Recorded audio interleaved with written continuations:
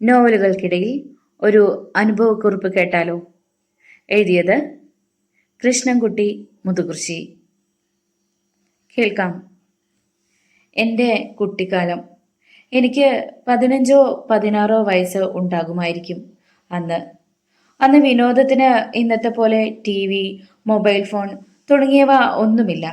വല്ലപ്പോഴും സിനിമയ്ക്ക് പോകും, അത്രമാത്രം. അതുതന്നെ സിനിമാ തിയേറ്റർ എവിടെയാണോ അവിടെ പോയി കാണണം. ഒരു ദിവസം ഞാൻ തച്ചമ്പാറയിലുള്ള ഒരു സിനിമാ തിയേറ്ററിൽ സെക്കൻഡ് ഷോ സിനിമ കാണാൻ പോയി. സിനിമ തീരുമ്പോൾ രാത്രി 12 മണിയാകും. സിനിമ തീർന്ന് ഞാൻ പുറത്തിറങ്ങി. മുതുകുർശിയിലേക്ക് പോകുന്ന ആരെങ്കിലും ഉണ്ടോ എന്ന് നോക്കി. ആരെയും കാണുന്നില്ല. ഇനി ഒറ്റയ്ക്ക് നടക്കണം. ഒറ്റയ്ക്ക് മുതുകുർശിയിലേക്ക് നടന്നു. റോഡിലൂടെയാണ് നടത്തം. അങ്ങനെ നടന്ന് ഇപ്പോൾ രാജൻ ഡോക്ടറുടെ ക്ലിനിക് നടക്കുന്ന സ്ഥലത്തെത്തി. അവിടെ എത്തിയപ്പോഴുണ്ട് 5-6 നായ്ക്കൾ റോഡിൽ നിൽക്കുന്നു.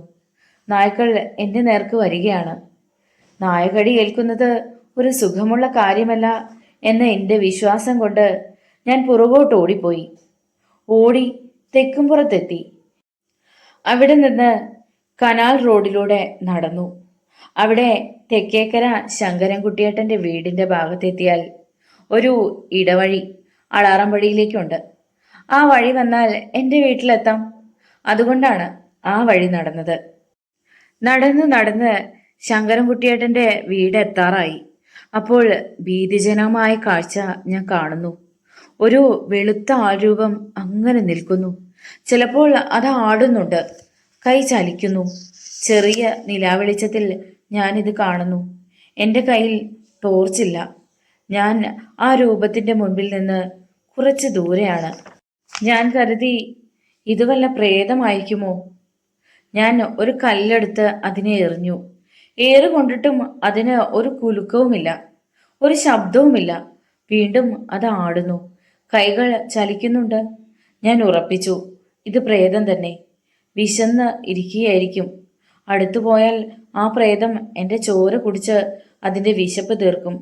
ദൈവമേ, ഇതിലും ഭേദം പട്ടികളുടെ കടികൊള്ളുകയായിരുന്നു. ഞാൻ തിരിഞ്ഞു ഓടി. വീണ്ടും തെക്കുംപുറത്തെത്തി. പിന്നെ റോഡിൽ കൂടി തന്നെ പട്ടികൾ കടിച്ചാൽ കടിച്ചോട്ടെ. രാജൻ ഡോക്ടറുടെ ക്ലിനിക്കിൽ എത്തിയപ്പോൾ ഭാഗ്യം, പട്ടികളെ കാണുന്നില്ല, പോയിരിക്കുന്നു. എൻ്റെ വീട്ടിലെത്തി ഉറങ്ങാൻ കിടന്നു. പിറ്റേ ദിവസം അതിരാവിലെ ഞാൻ ഉണർന്നു. പ്രേതം അവിടെ തന്നെ ഉണ്ടോ എന്ന് നോക്കണം.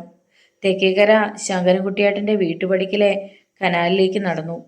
ആ രൂപം അവിടെ അപ്പോഴുമുണ്ട്. അടുത്തു ചെന്ന് നോക്കി. തലേ ദിവസം ആരോ അലക്കിയതിനു ശേഷം ഒരു ചെടിയിൽ തൂക്കിയിട്ട വെള്ള ജുബ്ബ എടുക്കാൻ മറന്നതായിരിക്കാം. ഇതിനെയാണോ ഞാൻ പ്രേതമെന്ന് കരുതി ഭയപ്പെട്ടത്? എനിക്ക് എന്നോട് തന്നെ ഒരു ജാള്യത തോന്നി. എനിക്ക് മനസ്സിലായി, പ്രേതങ്ങൾ ഭാവനയിൽ മാത്രം, പിന്നെ അന്ധവിശ്വാസമുള്ള മനസ്സുകളിലും മാത്രം.